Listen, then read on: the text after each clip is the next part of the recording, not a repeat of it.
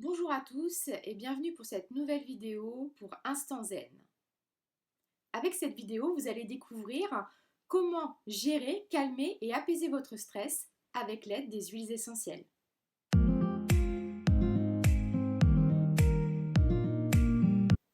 Je suis Mélanie Aimé, naturopathe, praticienne en massage ventouse et en auriculothérapie. Cette semaine, je vais vous parler des huiles essentielles. Effectivement, ça fait déjà 15 jours que nous sommes confinés et que vous êtes peut-être passé par plusieurs stades au niveau émotionnel. De la colère, de la peur, de l'anxiété, de l'angoisse. Tout ça est tout à fait normal. Durant ce type d'événement, euh, notre cerveau se met en mode alarme. Effectivement, au milieu de ce cerveau, nous avons une petite glande qui s'appelle l'hypothalamus et qui est très sensible au stress. C'est un sorte de chef d'orchestre et qui dit à notre corps de libérer telle ou telle hormone. Quand nous sommes en stress, les hormones qui sont libérées sont la cortisol, l'adrénaline et la noradrénaline, qui vont avoir une influence sur notre comportement, sur nos émotions, voire même sur notre façon de manger et de boire. Tout d'abord, petite leçon pour comment choisir ces huiles essentielles. Il y a plusieurs choses à regarder, notamment sur l'étiquette. Si je prends une étiquette, la première chose que je dois voir dessus, c'est le nom en français, mais aussi le nom en latin. Effectivement, parfois, le nom en latin va être plus précis pour pouvoir déterminer la race de la plante utilisée pour l'huile essentielle. Vous devez également pouvoir voir ce qu'on appelle le chémotype, c'est-à-dire un peu la molécule interne contenue dans l'huile essentielle. Par exemple, si je prends un thym, il en existe plein de sortes. Le thym lilanol, le thym thymol, le thym carvacrol, le thym thuanol. Et en fait, ils n'ont pas tous la même fonction. Certains peuvent être dangereux, d'autres non. Donc il est vraiment important de pouvoir déterminer le chémotype de l'huile.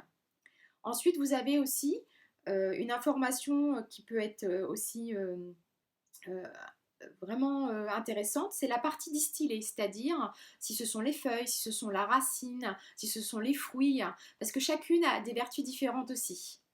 Ensuite, l'origine géographique qui peut avoir un impact sur la qualité de l'huile.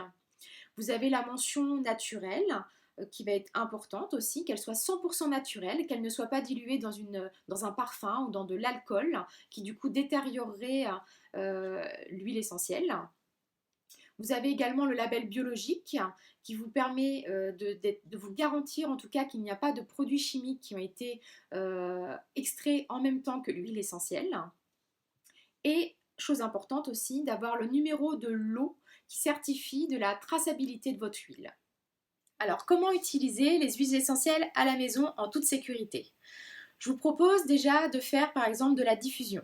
Alors, il existe des appareils comme ça, en verre, très intéressants pour créer une ambiance détente facilement à la maison. 5 minutes toutes les heures, c'est amplement suffisant. Vous pouvez aussi, si vous n'avez pas de diffuseur en verre, utiliser un galet poreux par exemple, un mouchoir ou un tissu où vous venez déposer quelques gouttes sur le galet ou sur le mouchoir ou sur le tissu et vous laissez disposer dans votre pièce à un endroit stratégique, bien sûr, pour créer l'ambiance détente pas loin de vous. Ensuite, pour la partie cutanée, alors quoi de mieux que des massages, de l'automassage en tout cas. Donc vous pouvez vous masser les voûtes plantaires, les plexus, les mains, pourquoi pas tout ce qui va être trapèze. Voilà, ce sont des zones qui peuvent être agréables à détendre pour soi-même ou sur quelqu'un avec qui vous êtes bien sûr en confinement. Comment faire pour créer une huile de massage avec des huiles essentielles? Rien de plus simple. Vous prenez une huile végétale. Alors, moi là, c'est de l'huile de jojoba parce que je fais des massages régulièrement, donc j'en ai toujours sous la main. Mais si vous à la maison, vous avez juste de l'huile végétale de cuisine, pas de souci, ça fait le job. Tac. Vous pouvez donc ajouter à peu près, je dirais, selon si c'est une petite zone ou si c'est une grande zone à masser, de 3 à 4 gouttes, voire 7 à 8 gouttes dans soit une cuillère à soupe ou une cuillère à café. Donc ça peut être une première formulation. Après, pour ceux qui auraient par exemple à la maison de l'huile de coco ou du beurre de karité, généralement les femmes en ont pour leurs cheveux par exemple, ou pour cuisiner, et ben vous prenez un petit peu de ces huiles, bien sûr en solide, que vous allez ajouter quelques gouttes d'huile essentielle. Donc pareil, si c'est une grosse quantité ou une petite quantité, je dirais de 5 à 8 gouttes aussi, et vous allez venir un petit peu fouetter l'huile. Alors l'huile de coco va peut-être fondre un petit peu parce qu'elle se liquéfie au moment où quand la température monte en tout cas, donc, mais c'est pas très grave, elle va se refiger par la suite, et vous mettez ça dans un petit pot. Voilà, moi j'en ai déjà tout prêt de fait, et vous obtenez ce genre de choses. Pour les préparations liquides, on peut aussi par exemple en préparer un petit peu plus d'avance et mettre ça dans un petit flacon compte-gouttes. Comme ça, vous pourrez directement l'utiliser sur vos mains ou sur votre cou avec vous.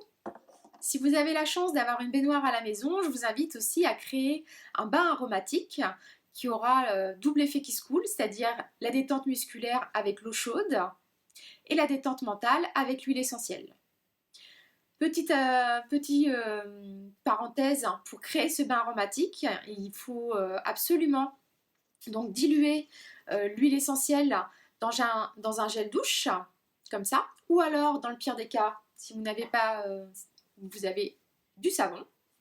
Vous faites mousser le savon ou le gel douche dans vos mains, vous ajoutez quelques gouttes dans la préparation que vous mélangez ensemble, et après vous dispersez l'huile et le gel douche ou le savon sous l'eau du bain.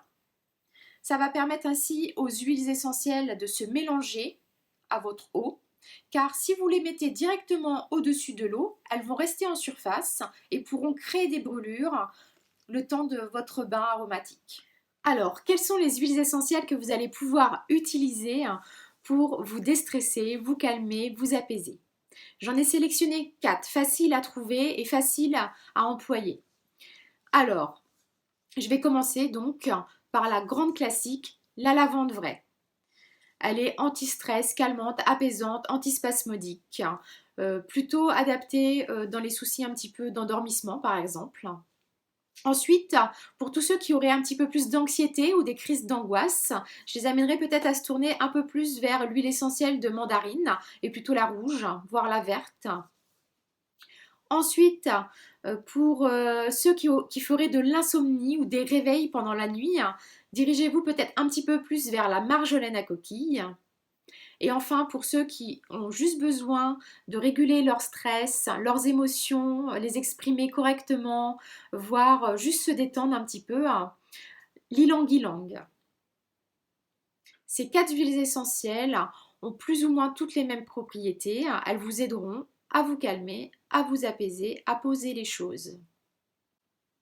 Peu importe le mode d'utilisation que vous allez employer, comme je vous ai cité avant, par l'olfaction, par le bain, par les massages, elles ont toutes leur indication en tant qu'anti-stress.